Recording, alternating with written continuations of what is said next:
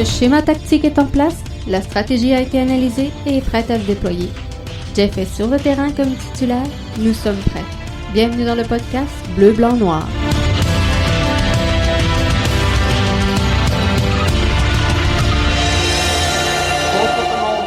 Bienvenue dans votre podcast BBN, édition du 1er décembre 2020. Jeff Morancy qui est là avec vous encore une fois ce soir pour vous livrer ce tout nouveau podcast. Bienvenue à vous si vous vous joignez à nous via Facebook, YouTube ou encore via Twitter, Periscope. Ça me fait grand plaisir de vous accueillir pour ce rendez-vous quotidien du lundi au vendredi sur le coup de 20h. Grosse journée dans le monde du soccer, grosse journée un peu partout à travers le foot, alors que l'Impact va peut-être nous jouer le coup de changer de nom. Ça sera intéressant de voir tout ça. Beto Mora qui est là et qui nous dit « Salut la gang, salut Beto, bienvenue à toi dans notre giron, fidèle auditeur que vous verrez ici. Il était venu faire... un podcast avec nous et c'était fort bien apprécié. Et on a peut-être d'autres projets dans l'air pour lui. Donc, vous le reverrez dans le giron de BBN Media, c'est certain. Donc, l'Impact de Montréal qui va peut-être nous faire le coup de changer de nom. Faudra voir, on va attendre les détails. On a également la date qui est maintenant connue, sortie avec l'heure pour le match des champions de la CONCACAF. C'est le 15 décembre sur le coup de 20h, si je ne me trompe pas, qu'on aura ce match-là. Match pas facile face à Olympia. Greg Vanney qui quitte la direction du Toronto FC. Ça, c'est quand même assez surprenant. Et ça va être intéressant donc de discuter de tout ça un petit peu plus loin dans le podcast. Et les DP et l'argent, est-ce que c'est un gage de succès en MLS? Il faudra voir tout ça. Mais une nouvelle qui a retenu votre attention hier sans aucun doute, c'est cette signature donc de Zoran Basson qui se joint donc à l'Impact de Montréal, latéral gauche de 21 ans, international canadien, qui a joué pour Cercle Bruges en première division belge. Lui qui a évolué son soccer québécois ici avec nous autres du côté du CS de Longueuil et a commencé là, si je ne me trompe pas, à l'âge de 5 ans. Fait que c'est super intéressant. Et pour en parler, on va recevoir, ça va me faire grand plaisir de recevoir le directeur technique du CS de Longueuil, Gilbert Baillat, que je vous présente à l'instant. Salut Gilbert, ça va bien? Bonsoir tout le monde, oui, ça va bien, merci. Merci d'avoir accepté l'invitation à nous parler ce soir. Merci à vous de m'avoir invité justement pour le faire.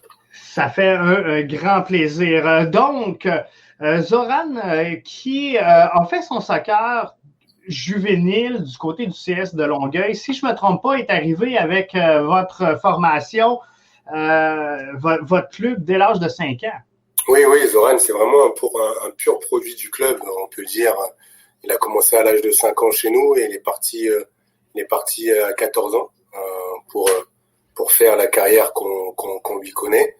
Il fait vraiment partie des joueurs qui sont formés au club. Son papa Christian Bassang, lui aussi a œuvré au club, a été président pendant quelques saisons, mais avant d'être président, il a été éducateur. Donc Zoran fait vraiment partie des jeunes qui sont passés par le club et on est vraiment fiers et heureux de le voir revenir. C'est ce que j'allais dire. Ça va être vraiment une fierté pour le CS Longueuil d'avoir vu, parce que là, il a été formé chez vous, là. Il est parti tout petit et avant de lancer sa carrière du côté de la Belgique, a fait pratiquement tout chez vous, sinon un passage au CNHP, je pense. Oui, c'est bien ça. En fait, il a dû faire peut-être une saison, mais comme vous le dites, il est vraiment passé chez nous. Il a fait toutes les classes, les écoles de foot. Il a fait le 12, le 13, U14 et U15 même. Et c'est parti après, quand il a eu 14 ans, qu'il a quitté pour aller à Moucron. Donc le club et moi-même, même si je l'ai connu moi vraiment sur une seule année, le club est fier de voir que des jeunes formés chez lui peuvent voyager à l'étranger et revenir. Donc je pense que de voir un Zoran Basson qui revient, c'est une fierté, c'est un exemple pour les jeunes du club. Est-ce que vous dites, M. Bailliac, vous l'avez vu évoluer une seule saison, est-ce que c'est suffisamment pour pouvoir nous parler de son éthique de travail ou des choses comme ça? Oui, c'est suffisant parce que je l'ai vu évoluer une seule saison, mais Zoran est vraiment attaché au club, donc il revenait quand il revenait chaque été, même durant la période de trêve, il repassait par le club pour s'entraîner avec notre équipe PLSQ masculine, parce que nous avons aussi une équipe PLSQ qui a pour but justement de prôner les jeunes du club. Donc Zoran revenait et je peux vous dire que l'éthique de travail, il a l'éthique de travail pour le haut niveau. Je sais de quoi je parle. Je suis passé moi-même par là. J'ai été également professionnel en Europe, en France, pendant plusieurs saisons. Donc je peux voir vraiment ce que Zoran fait pour se préparer et pour être au top. Vous savez, ce n'est pas facile de quitter le continent, de partir à 14-15 ans et aller en Europe, en Belgique, loin de ses parents et réussir à faire ce qu'il a fait. Donc pour ça demande une grosse éthique de travail et surtout aussi un gros mental. Et Zoran a tout ce qu'il faut et a ces deux qualités pour lui permettre d'atteindre le haut niveau. Dans le cheminement d'un joueur professionnel, parfois on fait des concessions pour avoir une place soit en équipe nationale ou pour faire avancer son système de jeu et sa façon de jouer pour obtenir des minutes sur le terrain. Est-ce que Zoran, c'était sa position naturelle d'être défenseur? Oui, Zoran a commencé un petit peu plus haut, mais les qualités qu'il a font vraiment que il a tout ce qu'il faut justement pour jouer ce poste-là et c'est là qu'il a évolué quand il est arrivé en France. On lui a reconnu ces qualités-là. Il a cette qualité technique et une qualité de centre qui est intéressante. Donc pour un défenseur latéral, c'est vraiment très très très très très très important. Il a une qualité de pied aussi qui est très très bonne, mais surtout et par rapport au système que joue l'Impact de Thierry Henry depuis son arrivée, un système à 3 derrière et des joueurs de couloir, c'est vraiment un profil qui est très très intéressant. Donc dans un 3-5-2, il est capable de jouer sur les couloirs et il est aussi capable de jouer dans une défense à 3. Et vous savez, dans le football moderne, avoir la possibilité d'avoir de véritables gauchers, c'est intéressant. Donc Zoran, étant gaucher, peut aussi jouer à droite. Donc c'est quelqu'un qui est très très polyvalent sur les ailes. Parce que c'est exactement où la question allait m'amener. Je pense qu'il y a des forces, Zoran, pour justement évoluer dans une défensive à 3. Parce que là, on a vu une défensive, sans dire pauvre, chez l'Impact de Montréal, mais on voyait qu'on avait besoin d'un latéral gauche. C'était flagrant. Moustapha Kiza va peut-être combler là, une partie, je vous dirais justement avec Zoran, à ce niveau-là, mais là, on sait que Rod Fanny ne sera pas là, Raitala ne sera pas reconduit. Donc, c'est quand même un joueur qui devient une carte atout pour Thierry Henry. Là. Tout à fait. En plus, c'est un joueur qui est jeune encore. 21 ans, c'est très jeune. Et je pense que le nouveau projet aussi de l'Impact, l'idée, c'est d'amener des jeunes joueurs. C'est vraiment l'idée de Thierry Henry. On l'a vu avec le jeune latéral droit. Zachary Broguillard. Bon, c'est ça, Zachary Broguillard, c'est jeune également. Donc je pense que c'est un pari pour l'avenir. C'est un pari pour l'avenir et même pour Zoran, c'est aussi un pari pour lui de pouvoir justement se relancer et jouer chez lui. Et jouer chez lui, ce qui va être une bonne chose, comme je le disais, retrouver un cadre familial qui lui permettra justement de jouer et d'être dans un cadre qui lui amènera de la sérénité. Parce qu'on n'en a pas parlé beaucoup encore dans les médias, mais ça n'a pas été facile, le parcours de Zoran, parce que de ce que j'ai cru comprendre, il a quitté tôt le nid familial, on en parlait tout à l'heure, mais je pense que ça n'a pas été facile, son intégration avec la FIFA qui avait intervenu, et il y a eu de la misère à trouver le terrain là, et ses repères en arrivant. Oui, c'est parce que, bon, vous savez, quand on peut penser que c'est toujours facile pour nos jeunes d'arriver en Europe. Zoran a la chance de pouvoir avoir cette double nationalité avec sa maman qui est belge, mais il y a des papiers administratifs effectivement qui ont mis du temps pour débloquer un petit peu sa situation. Donc, comme je le disais tantôt, il a fait preuve de patience, preuve d'abnégation pour attendre son moment et prouver qu'il était un joueur qui pouvait percer et atteindre, vous savez, commencer par Moucron, se faire repérer par Anderlecht, ce n'est pas rien. On parle d'Anderlecht qui est le plus gros club, voire l'un des plus gros clubs en Belgique, et ensuite arriver au LOSC. Donc oui, rien n'a été simple, et comme je le disais, le parcours d'un joueur de foot professionnel et d'un jeune joueur de foot n'est pas simple, mais comme je vous le dis, il a toujours réussi à se relever, et il fait preuve vraiment de force de caractère. Effectivement, comme vous le disiez, ce n'était pas simple pour lui en arrivant en Belgique. Il y a eu des problèmes avec sa licence pour qu'on lui débloque la licence, mais une fois que ça a été débloqué, on sait ce qui s'est passé. Anderlecht, LOSC et Cercle de Bruges. Ouais. Et aujourd'hui, il revient chez nous et on est fiers de le retrouver chez nous. On est vraiment content de l'avoir. Si vous auriez un conseil à donner à Zoran sur une qualité qu'il pourrait travailler pour s'améliorer, ce serait laquelle? Le conseil ce serait, je pense que ce serait un petit peu de se faire confiance et de se lâcher, parce que toutes les qualités, je vous l'ai dit, les qualités techniques, il les a. S'il en est là, c'est qu'il a le niveau pour. Donc ce serait vraiment de se faire confiance et de se lâcher, parce qu'il a tout pour devenir un grand. En terminant, vous êtes directeur technique du CS de Longueuil, qui disait à une formation en PLSQ. Donc, plusieurs joueurs qui sont présentement à cogner à la porte d'entrée, peut-être d'un circuit professionnel. Si vous auriez un nom ou deux à me suggérer de jeunes à surveiller dans le futur.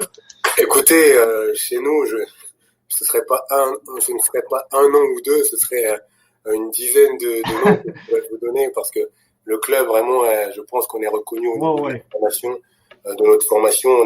On a vraiment des joueurs et des joueuses, parce qu'on a parlé on parle de Zoran Bassong, mais on a aussi le côté féminin qui est très important pour nous. On a également une équipe PLSQ féminine.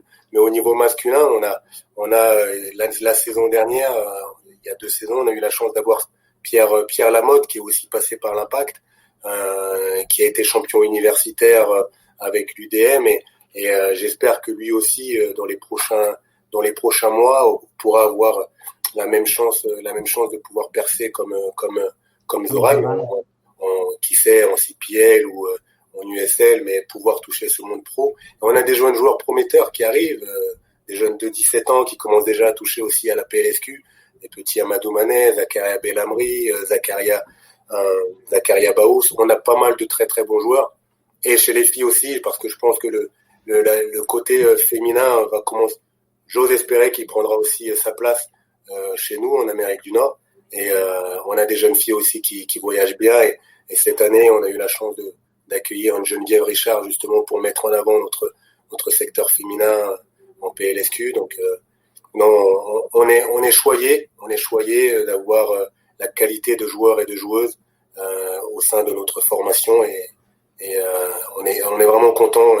Et pour le club, au moins, le retour de Zoran Bassong, ça met vraiment en avant la qualité de la formation du club soccer de Longueuil. Jeune auditeur, M. Bayat, terminant, qui me demande, est-ce que le CS Longueuil reçoit des frais de solidarité dans ce temps-là de Bruges FC ou des choses comme ça, ou vu que c'est une formation beaucoup plus tôt, ça touche pas? Mais écoutez, tout c'est administratif. Oui, voilà, c'est vraiment beaucoup plus administratif. Et donc là, c'est un terrain sur lequel je ne sais pas.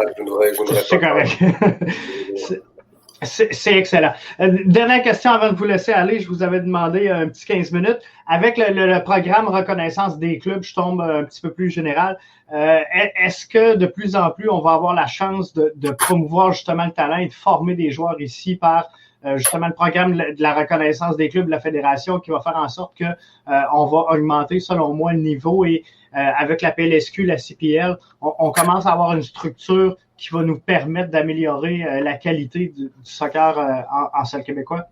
Effectivement, je pense que le programme de reconnaissance des clubs, c'est vraiment l'idée derrière tout ça. L'idée, c'est qu'arrivé à un certain âge, à partir de 15 ans, tous les clubs réussissent à resserrer un petit peu l'étau et faire en sorte que entre guillemets, je vais mettre des guillemets, les meilleurs joueurs restent ensemble et se côtoient et jouent les uns contre les autres pour avoir des championnats vraiment relevés et avoir vraiment de la qualité.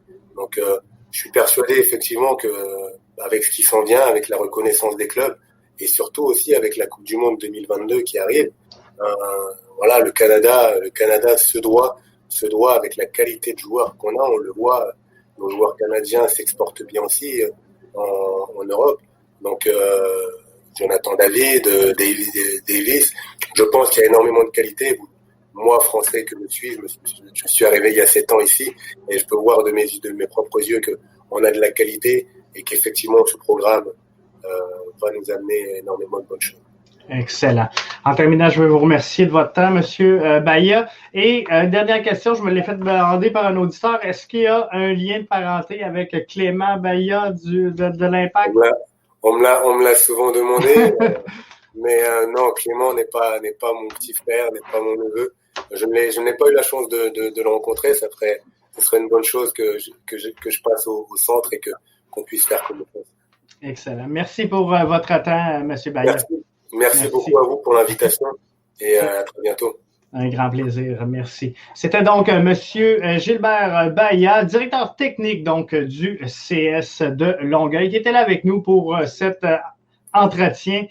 Et je vous reviens dans quelques instants, donc demeurez là. Et on poursuit l'émission avec, bien sûr, on se parle de ce départ chez le Toronto FC. On se parle également des DP dans la Ligue MLS. Est-ce que c'est une confirmation de succès? On sait qu'il y a des équipes qui ont beaucoup de DP, qui ont investi beaucoup d'argent. Est-ce que ça porte toujours fruit? Et c'est pas garanti. Donc, restez là. On revient dans quelques instants.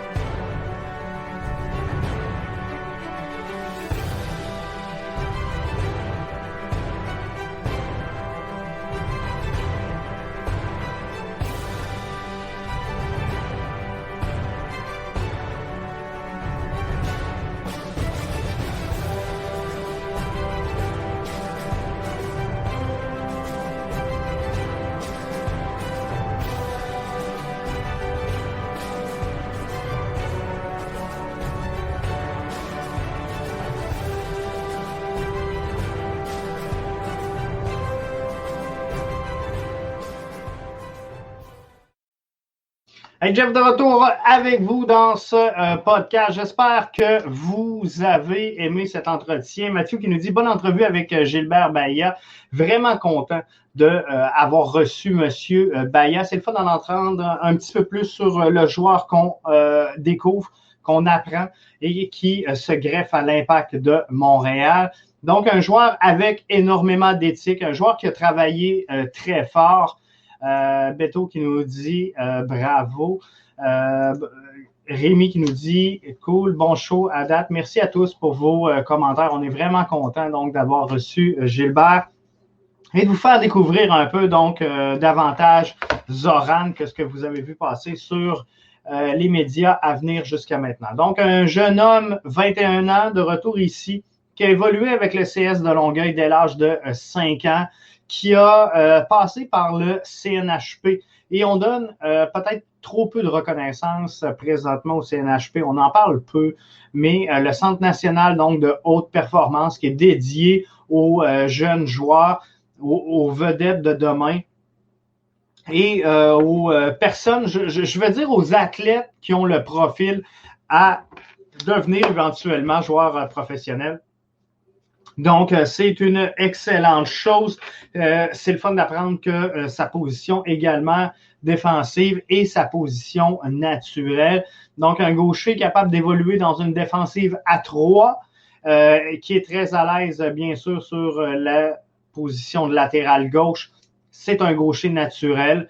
Donc, on vient chercher quoi? Soit de la profondeur avec Kiza et Zachary Broguillard, ou encore un support au centre avec comme pilier central Binks. Donc, je pense que dans une défensive à 3, à la gauche de Binks Et à la droite de Kiza, je pense que ça pourrait être là, relativement une belle ajout pour Olivier Renard. Et peut-être l'Impact de Montréal parce que Garage Foot nous dit rebranding. Il y a un rebranding qui se fait chez l'Impact de Montréal. Il y a beaucoup de rumeurs et présentement, c'est des rumeurs. Donc, je ne veux pas trop m'attarder malgré tout à tout ça. Mais on apprenait de la part de Radio-Canada aujourd'hui que l'Impact de Montréal pourrait devenir le FC Montréal.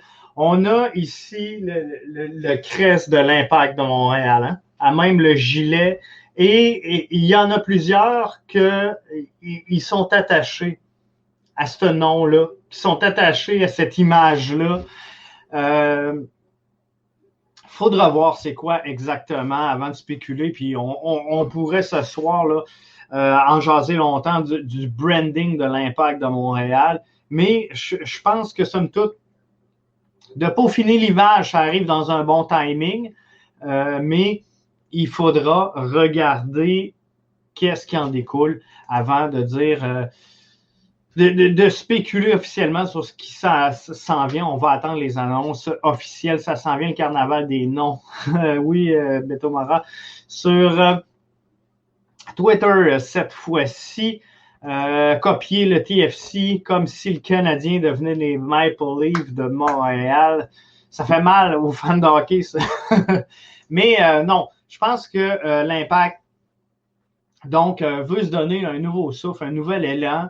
Je serais pas étonné, j'ai pas d'informations là-dessus, mais je serais pas étonné qu'on voit apparaître un peu de rouge au travers du bleu. Rien à voir avec le Toronto FC.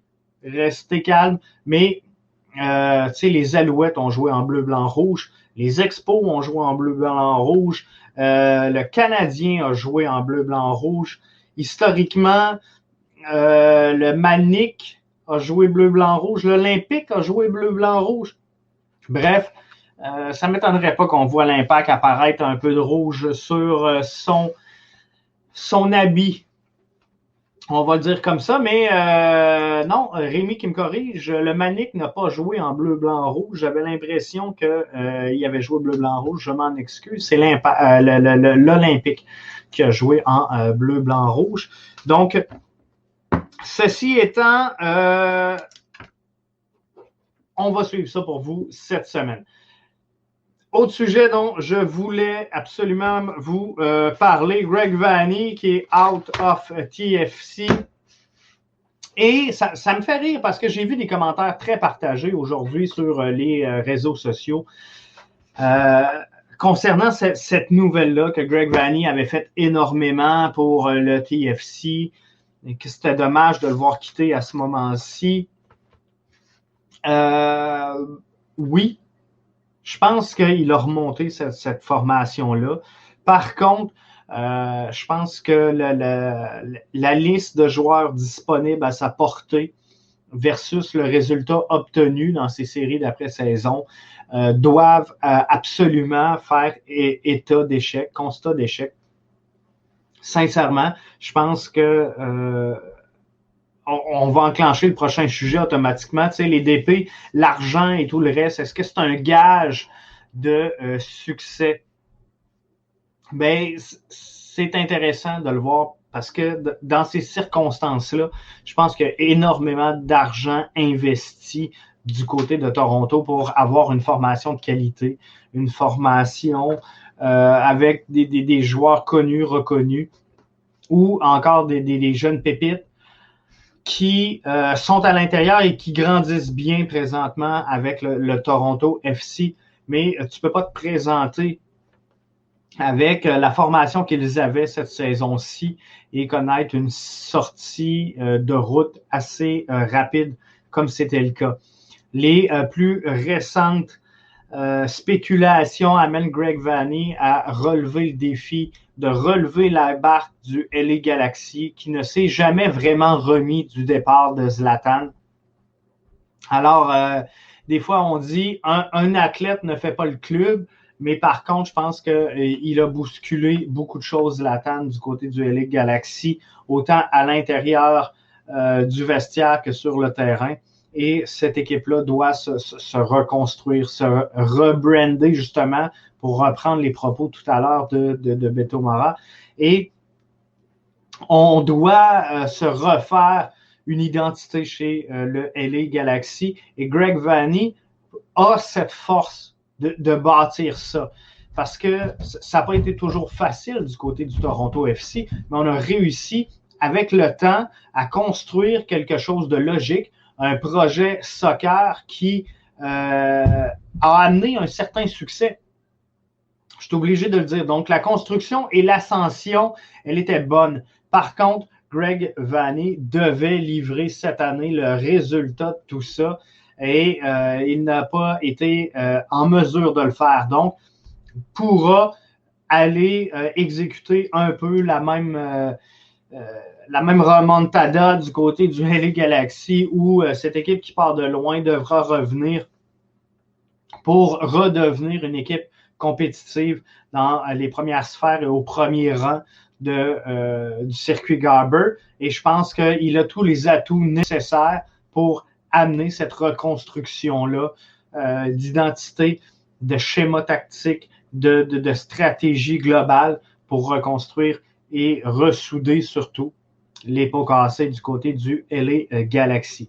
Donc, les DP et tout le reste, est-ce que c'est un gage de succès? Je suis obligé de vous dire que non. Parce que là, cette semaine, là, il y en a plein qui disaient hey, Joey Saputo doit sortir les dollars pour convaincre des grands joueurs de se joindre à l'Impact de Montréal. On a vu les noms d'Olivier Giroud circuler. On a vu plusieurs gros noms qu'on aimerait avoir dans le giron de l'Impact de Montréal, mais je suis obligé de vous dire que ce n'est pas nécessairement, quoi qu'on en pense, un gage de succès. Parce que si on regarde les statistiques, et demain, infographie à l'appui, je vais vous offrir donc plusieurs statistiques sur les équipes, le portrait des formations, le portrait de leur DP avec la masse salariale ou le frais de transfert, si on veut, et la résultante de tout ça.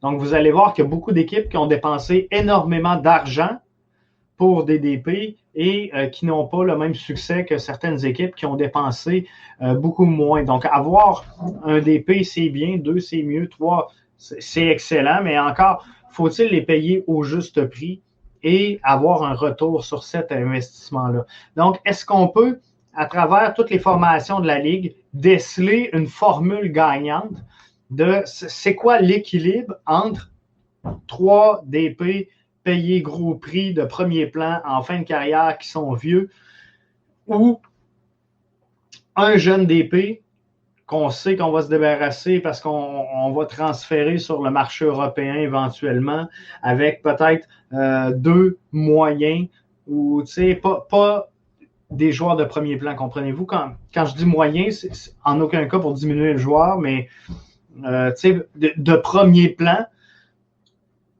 rapidement, là, si je vous parle d'un Beckham, je vous parle d'un Drogba, je vous parle d'un Thierry Henry, je vous parle d'un Zlatan, je suis dans les premiers plans, comprenez-vous? Les autres, sans dire moyen, mais des joueurs qui n'ont pas le calibre, peut-être, et le rayonnement international, quoique leurs performances peuvent être une bonne chose, mais demain matin, je me promène dans la rue et je demande à tout le monde s'ils connaissent Drogba, s'ils savent de qui je parle quand je parle de Thierry Henry, de Zlatan.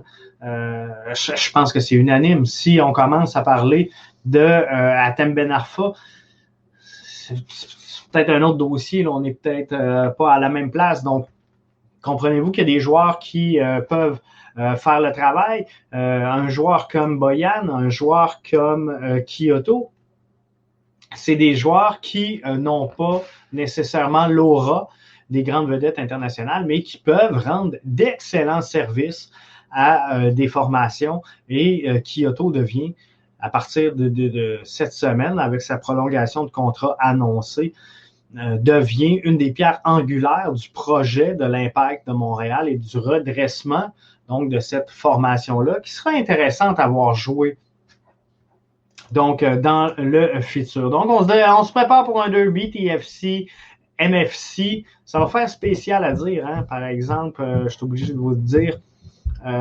Montréal FC, ça va demander un temps d'adaptation. Mais on va, s'il faut, il faut.